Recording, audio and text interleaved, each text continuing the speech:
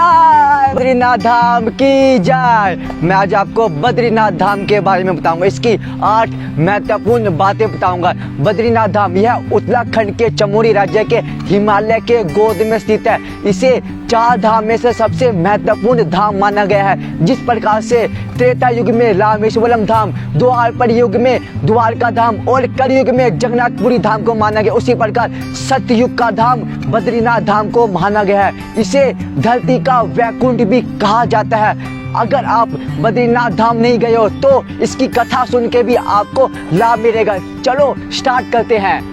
पहला है, अब मैं इसकी कहानी सुनाऊंगा कि भगवान यहाँ पर कैसे आए थे। सतयुग में दुर्दम नाम का एक दानव रहता था। वो सूर्य देव का बहुत बड़ा भक्त था। उसने कई हजारों वर्ष तक सूर्य देव की तपस्या की और सूर्य देव प्रसन्न होकर उनको वरदान मांगने को कहा। तो दुर्दम दानव ने अमरता का वरदान मांगा और सूर्य देव ने मना कर दिया था कि जिसका जन्म हुआ है उसकी मृत्यु अवश्य ही आएगी। और सूर्य देव ने कुछ और मांगने को कहा और दुर्दम दानव ने 1000 शस्त्र कवच कुंडल मांग लिया और सूर्य देव ने यही दे दिया था।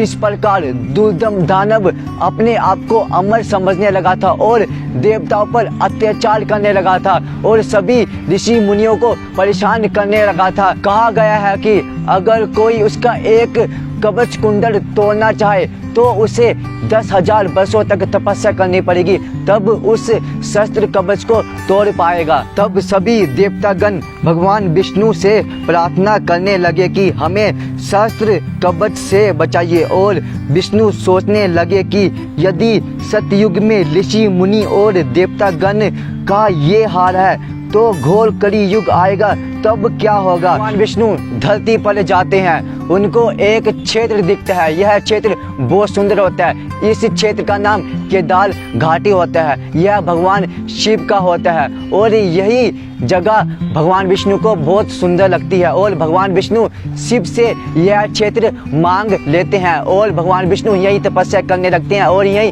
रहने लगते हैं। आज भी यहीं पर रह रहे हैं, तपस्या कर रहे हैं। दूसरा है, बद्रीनाथ नाम कैसे पड़ा। जब भगवान विष्णु तपस्या कर रहे थे तब हिमपात हो रही थी, यानी बहुत बर्फ गिर रही थी।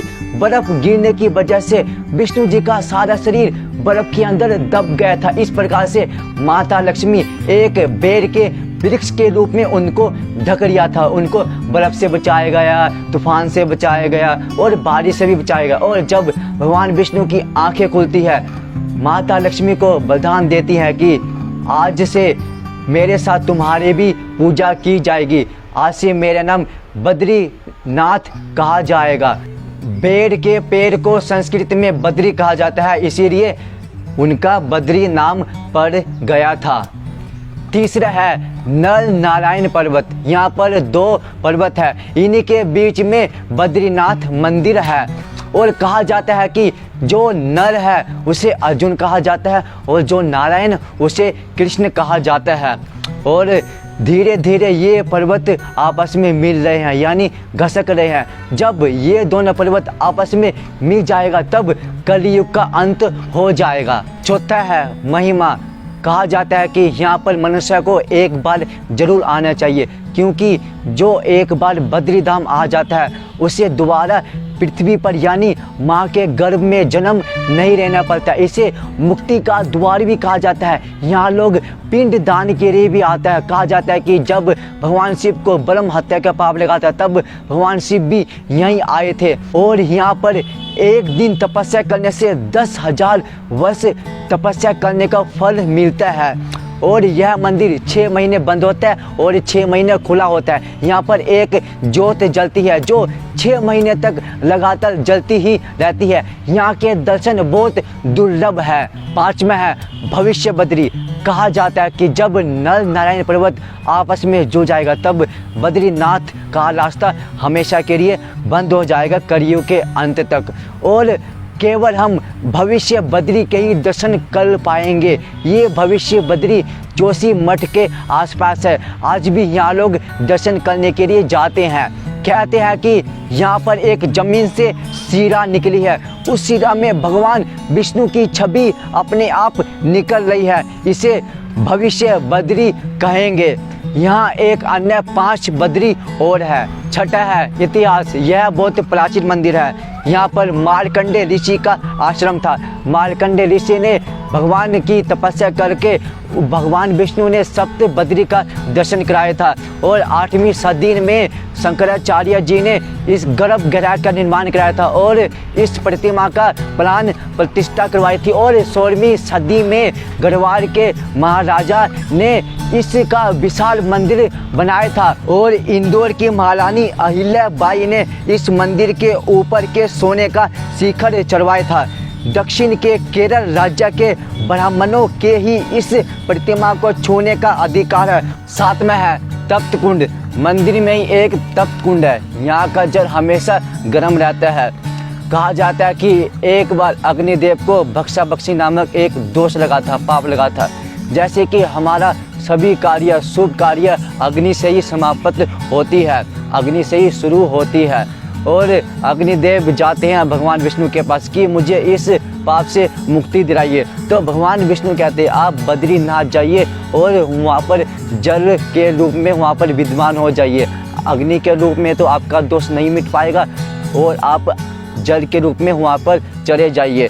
और आज भी वहाँ का जल हमेशा 12 के 12 महीने, सर्दी हो या गर्मी, हमेशा गर्म रहता है और इस पर सभी भक्त स्नान करते हैं। 8वां है माना गांव। मंदिर से लगभग 2 किलोमीटर दूर एक गांव है, उसे माना गांव कहते हैं। ये भारत का आखिरी गांव है।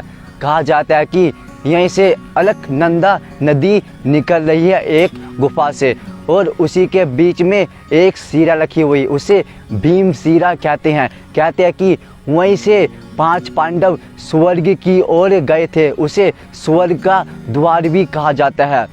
और उसके बाद वहाँ पर सरस्वती नदी भी निकलती है और उसके पास एक व्यास गुफा है जहाँ पर व्यास जी ने महाभारत लिखी थी। जब व्यास जी महाभारत लिख रहे थे तब सरस्वती नदी का इतना तेज था कि बहुत शोर हो रहा था। तो व्यास देव जी सरस्वती को कहते हैं कि आप वहीं रुक जाइए। तब सरस्वती नदी वहीं रुक जाती है और उसका जल पताल की ओर चले जाता है। किसी को पता ही नहीं कि पानी कहाँ जा रहा है। और उसके बाद वहाँ पर गणेश जी का मंदिर। कहा जाता है कि यहीं पर गणेश जी का जन्म हुआ था। यही वर्थ प्लेस है। माना गांव जो है ये चारों ओर पहाड़ियों से घिरा पड़ा है। ये बहुत सुंदर गांव है। आप भी इस गांव में एक बार जरूर जाइएगा।